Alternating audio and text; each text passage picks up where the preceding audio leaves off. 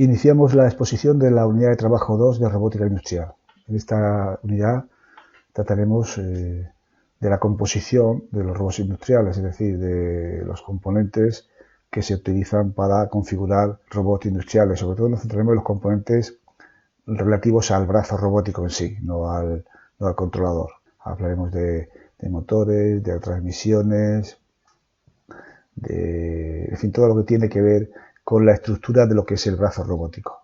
Y aquí tenemos la estructura mecánica de un robot. Es una diapositiva en la que podemos ver multitud de componentes que forman el brazo robótico. Es una vista, digamos, interior del brazo y de algunos de los componentes que tienen como motores, elementos de transmisión y elementos de accionamiento mecánico, vaya, para que llegue el movimiento a todas las partes.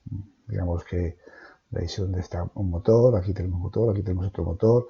Estos motores transmiten el movimiento a través de engranajes y reductores. Y bueno, básicamente nos centraremos un poco en esa estructura del brazo robótico en esta unidad de trabajo. Vemos que el manipulador, que es donde ya he dicho que nos queremos centrar, es una estructura que está compuesto fundamentalmente de dos elementos, como estructura poliarticulada.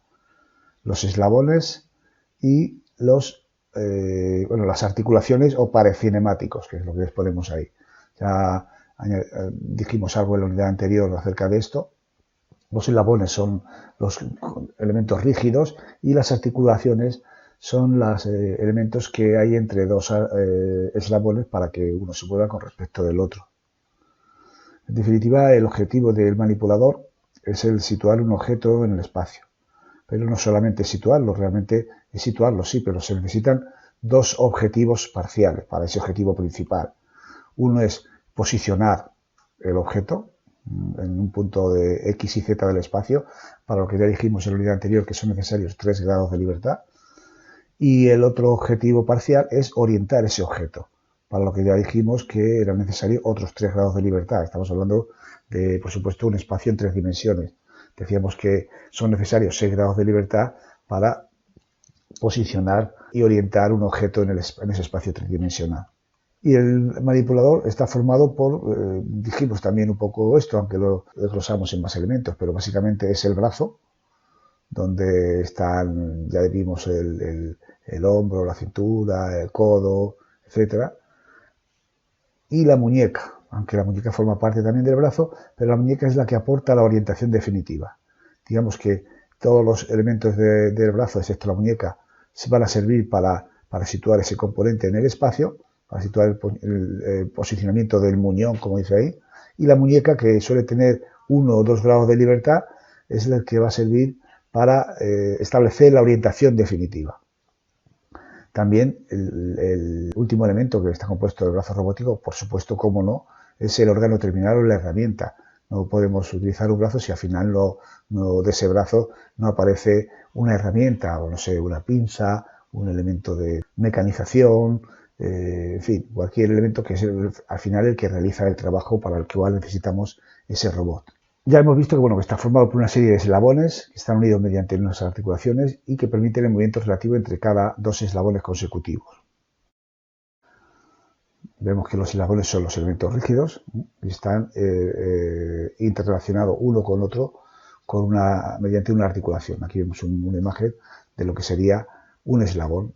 Ves que tiene sobre 2 extremos y a cada extremo habrá supuestamente una articulación que le une con otro eslabón. ¿Cómo se acoplan los ejes entre sí? Pues hay distintos tipos de acoplamiento para acoplar 2 ejes entre sí. Está el acoplamiento universal, ya sea el acoplamiento sencillo y lineal, o el acoplamiento articulado, o el acoplamiento con ángulos o determinados ángulos, o los acoplamientos elásticos, que suelen ser acoplamientos también de la naturaleza anterior, pero entre un eje y otro hay un elemento elástico, de plástico, goma, que permite cierto movimiento relativo de un acoplamiento con respecto del otro, ya sea axialmente o radialmente. Entonces vemos que ese dispositivo que se inserta entre los dos acoplamientos del eje, de un eje y otro, pues puede ceder ligeramente, de manera que se amortigua de algún modo los pares de arranque de una articulación con respecto de otra. Pero la visión de los dos tipos de acoplamiento es la misma, es decir, unir dos ejes, un eje con otro. Transmisión y conversión del movimiento son dos conceptos que se utilizan de manera fundamental en los brazos robóticos. No es lo mismo la transmisión de movimiento y la conversión de movimiento. Lógicamente, la transmisión consiste en llevar ese movimiento desde los motores hasta el elemento de aplicación, hasta donde están básicamente las articulaciones. Y la conversión del movimiento puede incluirse en esa transmisión o puede ser aparte, y lo que hace es convertir un movimiento de un tipo en otro. Entonces, tanto la transmisión como la conversión suele implicar un cambio del movimiento, al menos la conversión, y también un cambio de velocidad, incluso de par. El robot se mueve con aceleraciones elevadas, por lo tanto es necesario reducir al máximo su momento de inercia. Es decir, que cuando se le dé la orden de parar, pare instantáneamente, y cuando se le dé la orden de arrancar, arranque instantáneamente. La inercia, ya todos sabemos que precisamente es la propiedad de los componentes o de los elementos a permanecer en la situación cinemática en la que se encuentran. Si están en movimiento, es la tendencia a permanecer en movimiento, y si están parados, la tendencia a permanecer parados. Por eso cuando arrancamos o cuando paramos, siempre el movimiento, por ejemplo, lo podemos notar cuando estamos en un vehículo, que cuando arrancamos nuestro cuerpo se va para atrás, y cuando frenamos nuestro cuerpo se va para adelante, porque tiende a seguir moviéndose. Los actuadores tienen que estar básicamente cerca de la base para disminuir al máximo ese momento de inercia. Hay veces que pues también están más cerca de las transmisiones o de las articulaciones, pero tienden a estar cerca de la base, ¿no? Entonces, por eso es necesario utilizar sistemas de transmisión para trasladar ese movimiento desde el motor hasta la articulación propia del robot. Por ejemplo, aquí vemos una imagen donde podemos ver el motor y el extremo donde está la propia articulación, ¿no?, que se mueve. Entonces, pues puede estar muy alejado el motor de la propia articulación, y para ello necesitamos dispositivos que transmitan o que trasladen ese movimiento del motor a esa articulación. Aquí, por ejemplo, sería la transmisión de movimiento correspondiente a la muñeca de un robot. Las propiedades de los elementos de transmisión y conversión del movimiento, pues lógicamente son muy evidentes, ¿no? Que tengan un tamaño y un peso reducido. Eso es lógico, porque son componentes que no deberíamos de necesitar, no tendría por qué necesitar. Entonces tenemos que disminuir al máximo el tamaño y el peso para que el volumen del brazo robótico no sea excesivo. Deben de tener un alto rendimiento mecánico, lo más cerca posible al 100%, aunque el 100% ya sabemos que es imposible, pero si yo genero un movimiento que a un par y a una velocidad determinada, pues al otro extremo del elemento de transmisión hay que conservar al máximo ese par y esa velocidad, o al menos el producto de ambos, que es lo que hablamos de potencia mecánica. No debe afectar a la calidad del movimiento. Quiere decirse que si yo muevo el motor un ángulo determinado, en el otro extremo se tiene que mover ese ángulo determinado también. No tiene que haber una holgura, una desviación de ese ángulo. Tiene que ser capaz de soportar el funcionamiento continuo a un par elevado, porque los robots se repiten muchas veces el movimiento, y por lo tanto no debe sufrir desgaste y debe conservar la fuerza para ese movimiento continuo. Y también requerir, como dice ahí, elevados pares en momentos precisos, momentos puntuales. Transmisión del movimiento circular. Algunos ejemplos. Por ejemplo, los engranajes, las correas dentadas y cadenas, los cables y varillas. Ya veremos algunas imágenes que nos aclararán un poquito esto. Los árboles articulados y los acoplamientos flexibles. Estos elementos no convierten en el movimiento, simplemente transmiten el movimiento. Si el motor realiza un movimiento circular, al otro extremo del elemento de transmisión sigue habiendo un movimiento circular. Sin embargo, los elementos de conversión de movimiento convierten un movimiento de un tipo a otro. Por ejemplo, tenemos elementos de conversión de movimiento de circular a lineal. Nos encontramos, por ejemplo, los tornillos sin fin, o husillos de bolas, el engranaje de cremallera, el sistema biela-manivela, y la conversión de movimiento al contrario, pues, es decir, de lineal a circular, tenemos sistemas de palanca, sistema biela-manivela, que como vemos también está en el movimiento circular alineal, lo cual quiere decir que es una conversión reversible. El sistema biela-manivela sirve para convertir de circular a lineal o bien de lineal a circular.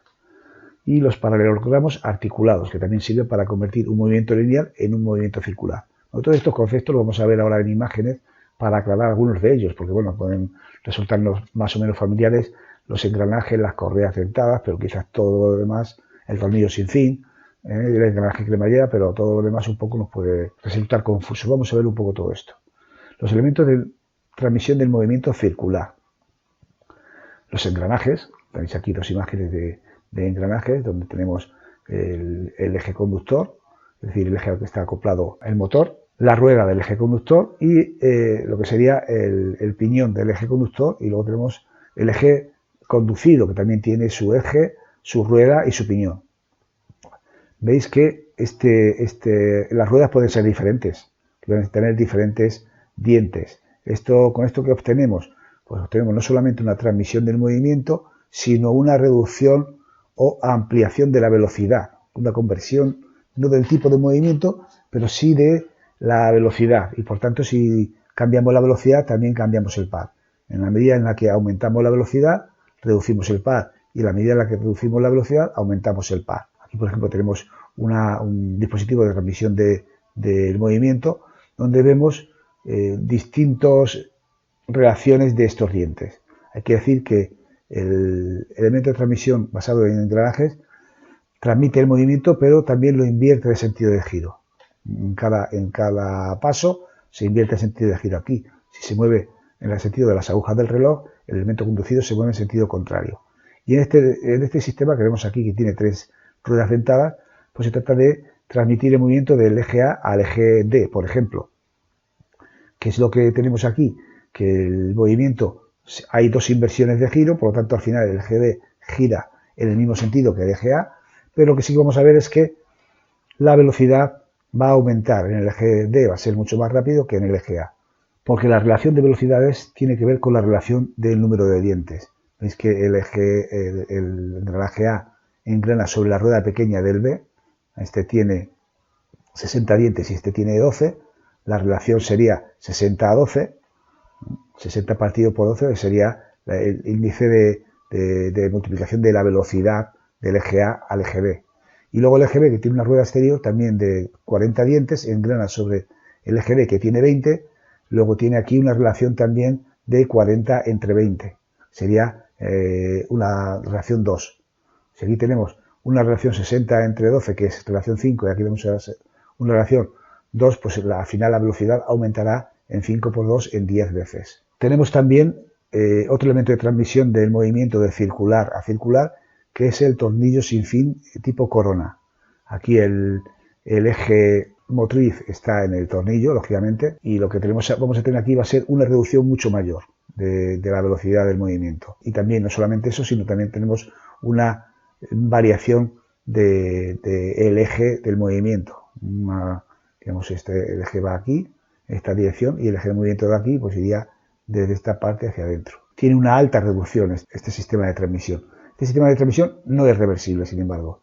¿Vale? Lo mismo que estos sí que son reversibles, aunque aquí si ponemos el elemento motriz en el otro eje, lo que hacemos es, en este caso, disminuir la velocidad, ¿eh? pero sí puedo poner yo aquí un motor y el eje conducido aquí, o poner aquí el eje conductor y aquí el eje conducido. Sin embargo, aquí no.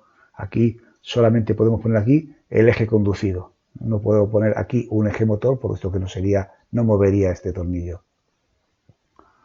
Los dispositivos de correas y cadenas son semejantes. Se transmite el eje de una rueda a otra a través de una cadena por fricción. De algún modo, la reducción de velocidad también es semejante a la de los engranajes. Lo que pasa en este caso, los factores que se dividen son los radios o los diámetros de las ruedas. Aquí, si yo pongo el eje motor en esta rueda, tengo un aumento de la velocidad correspondiente a la relación entre el diámetro de esta rueda partido por el diámetro de esta rueda. Y con la transmisión tipo cadena es exactamente igual. Lo que pasa en este caso, la polea es una polea dentada porque engrana justamente en dos engranajes. Es parecido el sistema al sistema de engranajes. Otro sistema de transmisión del movimiento circular es el de engranajes cónicos, donde se transmite el movimiento también circularmente y tiene la particularidad de que el eje del movimiento axial, mientras que en estos son paralelos, aquí forma un ángulo de 90 grados. Aquí sí que puede ser reversible, en este caso puedo meter aquí el eje motor, o el eje motor lo puedo poner aquí. En cualquier caso, la relación, digamos, espacial es un ángulo que forman 90 grados entre el eje motor y el eje conducido, el eje conductor y el eje conducido. Las reductoras o engranajes, bueno, ya lo he explicado un poco, son encargados de adaptar el par y la velocidad. Cuando utilizamos un elemento de transmisión a base de reductoras, a base de engranajes, pues estamos influyendo sobre el par y la velocidad y también sobre el sentido de giro, como os he dicho antes. ¿Cuáles son las características deseables en las reductoras de los robots?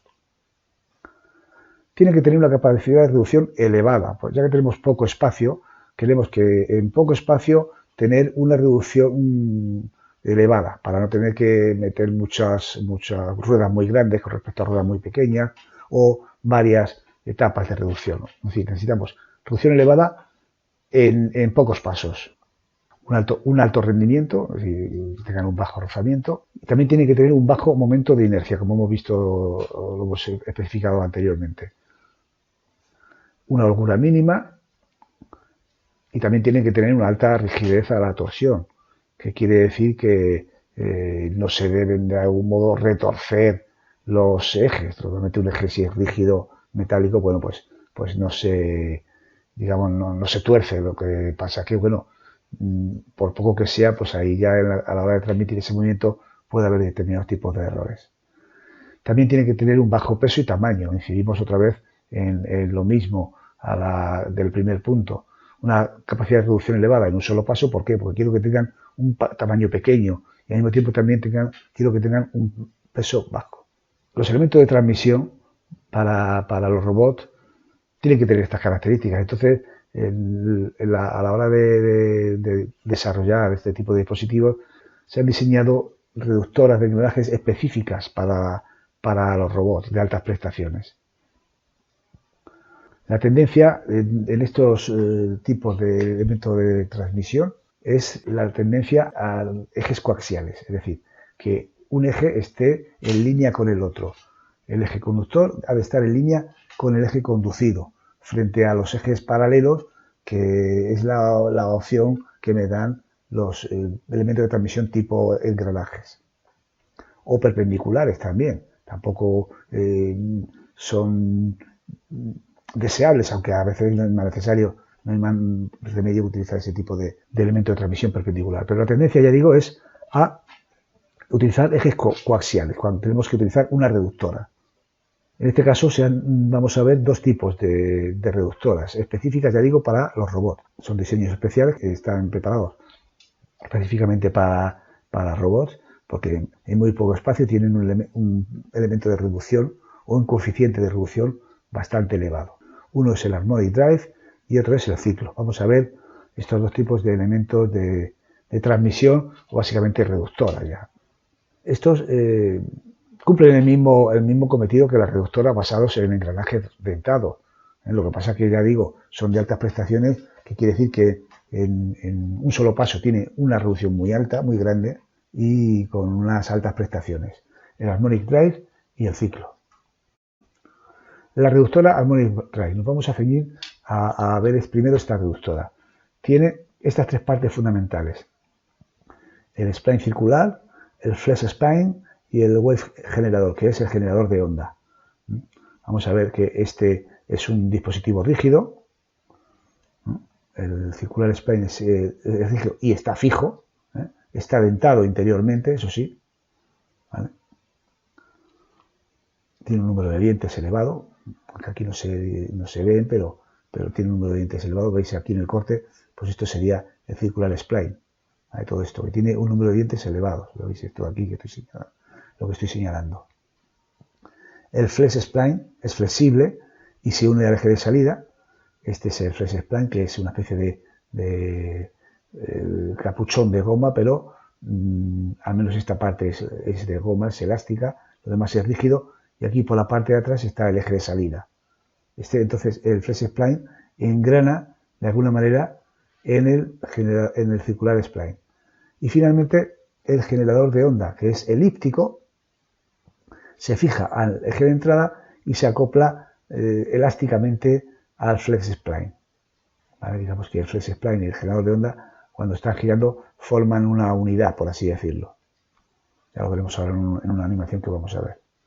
Entonces, en este caso, los dientes del circular spline van a engranar con los exteriores del flex spline. Es decir, estos dientes de aquí engranan con estos. Pero ¿qué ocurre? Que los dientes del circular spline, el número de dientes circular spline son ligeramente mayores, no mucho mayores que el de flex spline, pero sí ligeramente mayores, en 1 o 2 dientes. Es decir, este a lo mejor tiene 1 o 2 dientes más que este. Y es que tiene muchos. Bueno, por más contar, a lo mejor puede tener cientos de ellos.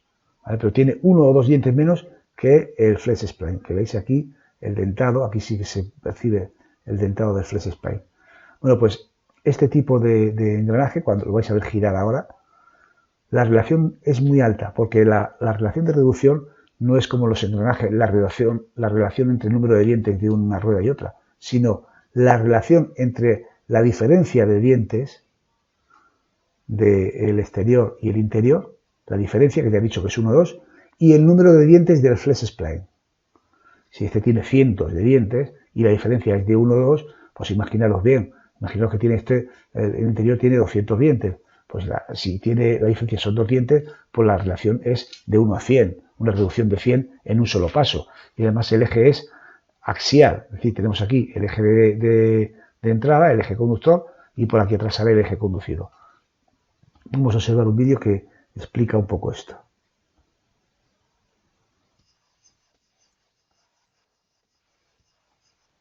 Bien. Es el Harmonic Drive, es un vídeo más o menos publicitario y tal, pero bueno, aquí nos va a servir para verlo.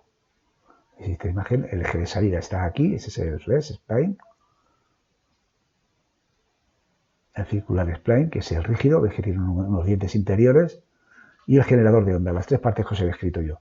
Aquí se acopla el eje de entrada y aquí se acopla el eje de salida. Vamos a ver cómo funciona, porque luego esto que es elástico se acopla perfectamente en el generador de onda, que como veis es un rodamiento, porque es un rodamiento de bolas, pero elíptico.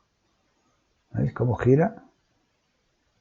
Daros cuenta cómo gira el rodamiento de esa forma. Al ser elíptico, bueno, pues el eje mayor va girando. Ese es el flex spline, que esta parte tiene una serie de dientes que van a engranar con el circular spline, con la parte fija.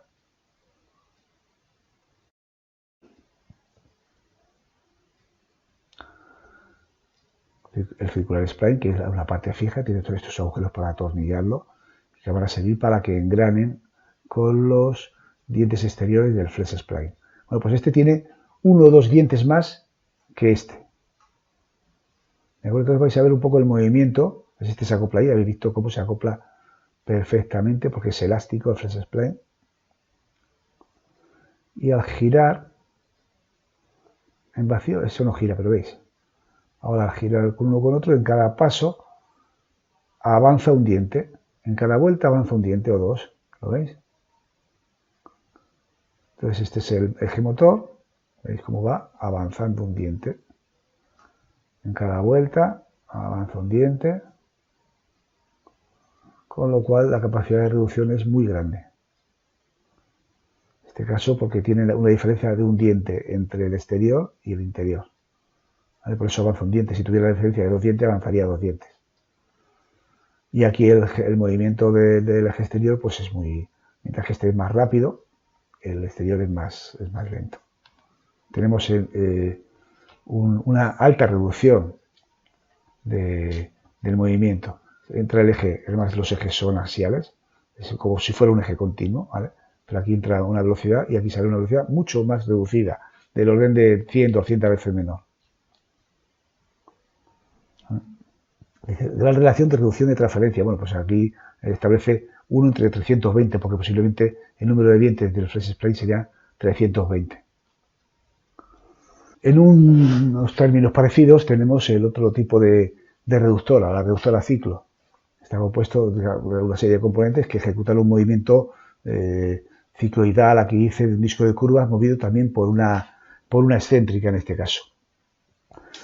El disco de curvas de ruedas sobre los rodillos exteriores, ¿no? Digamos, el disco de curvas que sería este de aquí, este de aquí, rueda sobre los rodillos exteriores. Tenemos aquí los rodillos exteriores, estos de aquí. Entonces veis que el disco de curvas tiene unas muescas y rueda sobre estos. La relación de reducción nuevamente es igual a la diferencia entre rodillos y el número de huecos que tiene el rodillo interior. Lo vemos aquí, ¿no? Tenemos el dibujo, tenemos el árbol de salida o el eje de salida, tenemos el eje de entrada. También en este, como en el anterior, hay una inversión del sentido de giro. La excéntrica, que es la que hace que se mueva este disco de curvas sobre los rodillos exteriores. Y entonces aquí tenemos el árbol de entrada. Vamos a ver también en un vídeo cómo funciona esto, porque resulta también muy curioso y de algún modo nos aclara un poco este tipo de cómo es el movimiento este.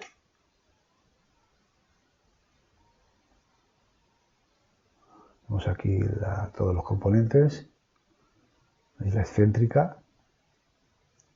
El disco de curvas. Aquí tiene dos discos de estos, en el caso, y aquí tiene los rodillos exteriores. Este es el eje de salida.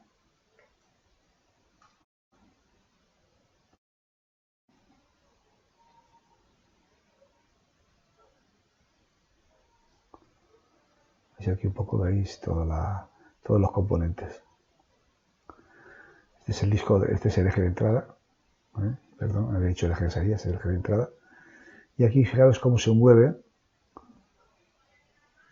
las dos curvas sobre, a medida que engrana sobre los rodillos exteriores, pues también de cada vuelta de esta, engrana un rodillo exterior. Daos cuenta, veis que los ejes van en sentido contrario, el eje conductor y el eje conducido. Y lo tenemos ahí.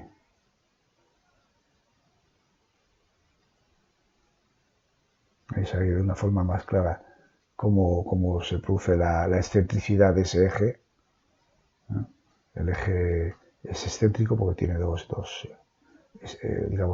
pequeños ejes, uno de entrada y otro de salida, y no son axiales entre sí. Eso hace que se produzca ese movimiento oscilatorio, que es el que veis ahí, suficiente para que las ruedas estas se engranen cada vez una en cada rodillo. En fin, veis que también es una reductora un tanto peculiar, pero con ello conseguimos también, igual que en el anterior, pues una reducción muy elevada. Vamos a ver elementos de conversión del movimiento. En este caso, movimiento circular y movimiento lineal. El sistema biela-manivela, que como hemos dicho anteriormente es reversible. Si ponemos aquí el eje conductor, estamos convirtiendo un movimiento circular en un movimiento lineal de entrada y salida, como podéis ver.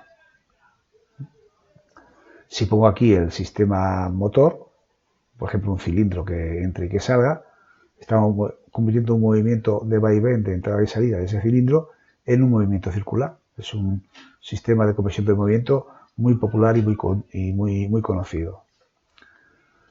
El sistema piñón-cremallera es un dispositivo de transmisión también de movimiento circular a movimiento lineal. En este caso se suele utilizar, pues lógicamente, de movimiento circular a movimiento lineal, el eje conductor estaría en este eje y el sistema conducido sería el lineal. Convertimos un movimiento circular en un movimiento lineal, parecido a lo que se ve en esta animación de aquí, en este vídeo. Otro dispositivo de conversión de movimiento circular a movimiento lineal sería el tornillo sin fin de circulación de bolas. Tenemos un eje que es este de aquí, que es el eje conductor, que está girando. Entonces, el giro de este eje conductor, como veis aquí en este vídeo, en esta animación, lo que hace es hacer circular una cadena de bolas sin fin que está acoplada a este dispositivo, y entonces el dispositivo este se desplaza a lo largo del tornillo. Es como si este dispositivo atornillara dentro del tornillo sin filo. Lo que pasa es que en lugar de ser una rosca rígida directa, está formado por una cadena de bolas sin fin para hacer ese movimiento más suave y no tan rígido. Conversión de movimiento lineal a circular. Estos son movimientos más raros, más complejos, porque se trataría de convertir un dispositivo que genera un movimiento lineal, como puede ser un cilindro, en un movimiento circular. No es muy habitual, pero bueno, también existen esos tipos de conversión de movimiento, aunque no se dan quizá mucho en la robótica. Veis aquí un mecanismo para convertir el movimiento lineal de este cilindro en un movimiento circular de este eje de aquí. Veis que tiene un punto fijo tanto el cilindro como este eslabón de aquí. Y al salir el cilindro, el eje se moverá hacia arriba, girará hacia arriba, y al meter el cilindro, el eje girará hacia abajo en torno al punto fijo que tiene. Y de una manera parecida, nada más que con un sistema de cadenas, pues este cilindro puede hacer, entrando y saliendo, que se mueva esta rueda. Engranando sobre esta rueda, pues entonces al salir, la rueda mueve en sentido contrario de las agujas del reloj, y al entrar, la rueda mueve en sentido de las agujas del reloj. Tenemos también los paralelogramos articulados, que también sirven para convertir este movimiento. Con los paralelogramos articulados lo que hacemos es un poco aumentar la amplitud de ese movimiento giratorio. Un pequeño movimiento lineal de este eje de aquí provoca un arco más elevado, de algún modo en menos espacio de este extremo de aquí. Y lo mismo ocurre con este movimiento articulado, que en este caso estaría realizado con dos cilindros que se han de mover fielmente para poder, digamos, en un sentido contrario el uno y del otro, para poder hacer que este movimiento sea mayor hacia arriba o hacia abajo. Una tabla de resumen de las ventajas e inconvenientes de los sistemas de transmisión y conversión del movimiento. Los sistemas de transmisión de movimiento, que suelen ser sistemas de transmisión de movimientos circulares, hemos descrito todos estos: engranaje, correa dentada, cadena, paralelogramo y cable. Bueno, pues aquí serían las ventajas de cada uno de ellos. Por ejemplo, el engranaje tiene como ventaja un alto par, pero también tiene ciertas holguras. Los dientes de los engranajes no engranan perfectamente. Siempre, entonces hay una pequeña diferencia y por lo tanto de ahí esa holgura. La correa dentada puede transmitir el movimiento a grandes distancias. La cadena, pues también, en el paralelogramo, veis aquí un poco esta tabla, que no quiero tampoco leerla simplemente porque ya la tenéis vosotros en las diapositivas. Veis un poco cómo aquí podemos establecer las ventajas y los inconvenientes, o puntos negativos y puntos positivos de cada uno de estos elementos, tanto de los elementos de transmisión del movimiento circular como el elemento de conversión de circular a lineal o de lineal a circular. Pasamos al segundo apartado, que es el de los actuadores. ¿Qué tipos de actuadores se emplean o se suelen emplear en robótica? Vamos a ver un poco una panorámica de ellos, aunque estos actuadores ya los hemos visto de manera más detallada en módulos del curso anterior, como por ejemplo en sistemas eléctricos, neumáticos y hidráulicos o en sistemas de potencia. Finalmente, la finalidad, valga la redundancia, de los actuadores es generar el movimiento del robot. Al final serán motores, básicamente. Entonces, los podemos clasificar según estos puntos de vista. Según la naturaleza de la energía que utilizan, pueden ser eléctricos, neumáticos e hidráulicos. La mayor parte de ellos en robótica son eléctricos, y aunque a veces se utilizan también elementos neumáticos, sobre todo si hablamos de herramientas como tipo pinza o demás. Y los hidráulicos muy raras veces, a no ser que ya sean herramientas que necesiten una fuerza considerable para sujetar grandes pesos y demás. Entonces, en lugar de utilizar pinzas neumáticas, se puede utilizar pinzas hidráulicas, por ejemplo. Pero no suelen utilizarse motores neumáticos y motores hidráulicos en lo que serían las articulaciones propias del robot. Siempre suelen ser elementos de actuadores o motores de tipo eléctrico, o bien de corriente continua, o bien de corriente alterna, o bien motores paso a paso. Ya digo, motores que hemos estudiado de manera más detallada en módulos anteriores, en asignaturas anteriores del curso pasado. Otro criterio de clasificación es según el tipo de movimiento que generan. Y según el tipo de movimiento que generan, pues es muy sencillo. Pueden ser motores o actuadores lineales, o actuadores rotativos. Fundamentalmente, ya lo he dicho, en la actualidad los robots usan mayoritariamente el accionamiento eléctrico. Y las propiedades importantes que tenemos que considerar de los actuadores, bueno, pues son esas que veis ahí. La potencia, por supuesto, es fundamental, la precisión, la velocidad, la controlabilidad, es decir, la forma que si es más o menos fácil controlarlos, por eso se utilizan los actuadores eléctricos, que tengan una buena respuesta dinámica y un peso y volumen también reducidos en este caso. Por supuesto, el coste de mantenimiento y el coste propio del dispositivo también es importante. Continuamos con lo que sería la segunda parte de la segunda unidad de trabajo en su apartado actuadores. Vemos actuadores eléctricos. Decíamos que los actuadores eran realmente los motores que hacen que el brazo robótico se mueva realmente.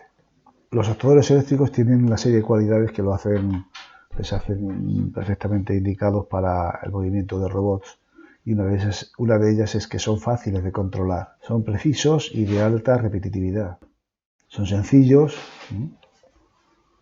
son más pesados que los neumáticos hidráulicos a igualdad de potencia, eso sí, lo que pasa es que el tema de la controlabilidad es fundamental. Presentan una amplia variedad de cargas y velocidades, también variadas precisiones.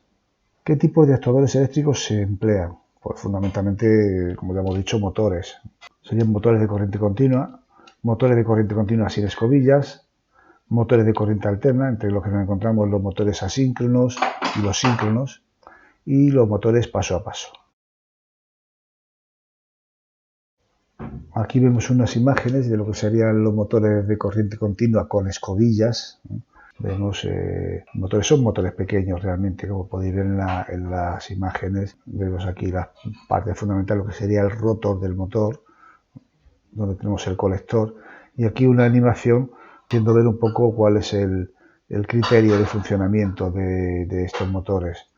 Ya lo vimos en el módulo del año pasado de sistemas de potencia, y vimos que en su funcionamiento era fundamental el colector. Como veis en esta representación esquemática de esta animación, pues el colector hace de cambio de polaridad en las bobinas, ¿no? Las bobinas van alternándose y entonces en cada semivuelta pues una misma bobina gira las corrientes en un sentido y la otra semivuelta gira en sentido contrario, para hacer que los polos que se enfrenten polos del rotor que se enfrenten a los polos del estator coincidan y estos sean repelidos y provoquen ese movimiento de giro. Es un fundamento bastante simple si conocemos los principios del electromagnetismo. El par motor, como se expresa ahí, se produce por la interacción de un campo magnético inductor, que veis esto está representado aquí por estas dos líneas curvas estáticas, ¿no?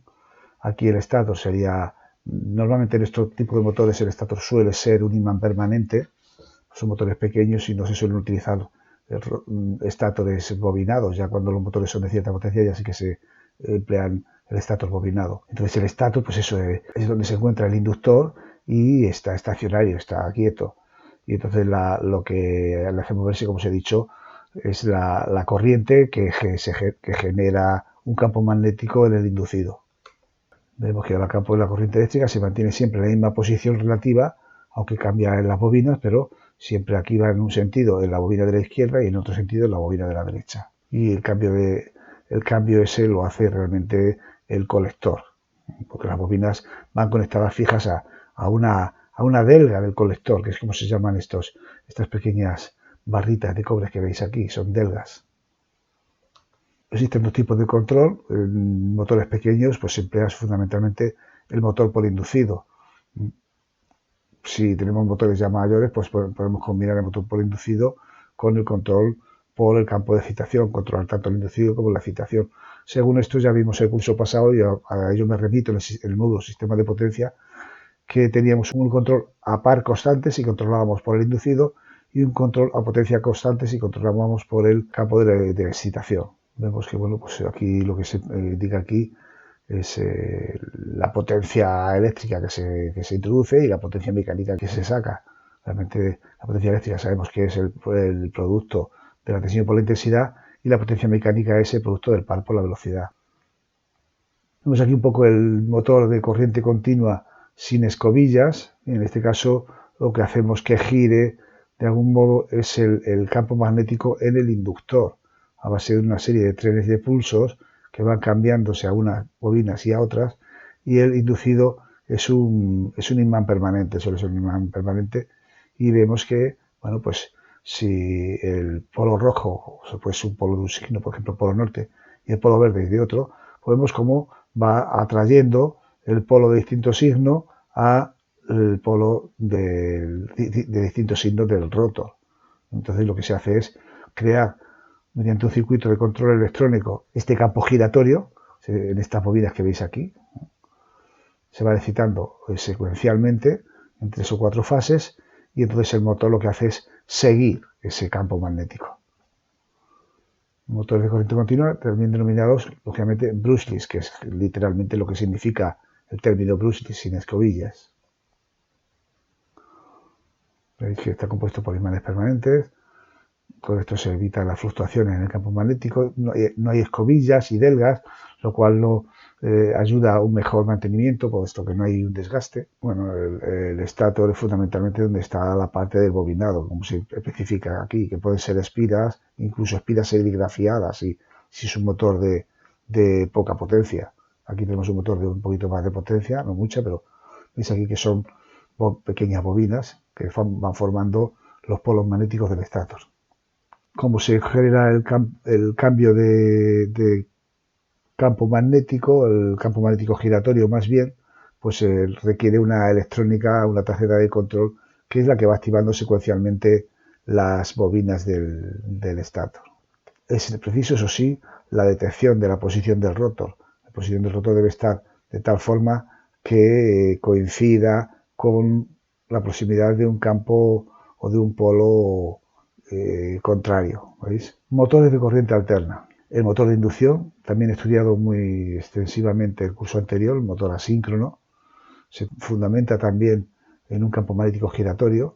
El estator tiene 3 devanados divididos en 2 mitades, sobre todo 3 devanados digo porque si nos referimos a motores trifásicos, lógicamente. Si son motores monofásicos, lo que tiene son 2 devanados, dispuestos en 2 mitades, cada devanado. ¿Veis? Aquí dice desfasado 120 grados entre sí, si nos referimos a los motores trifásicos. Si nos referimos a los motores monofásicos, me remito a aquel módulo del año pasado que vimos en sistemas de potencia.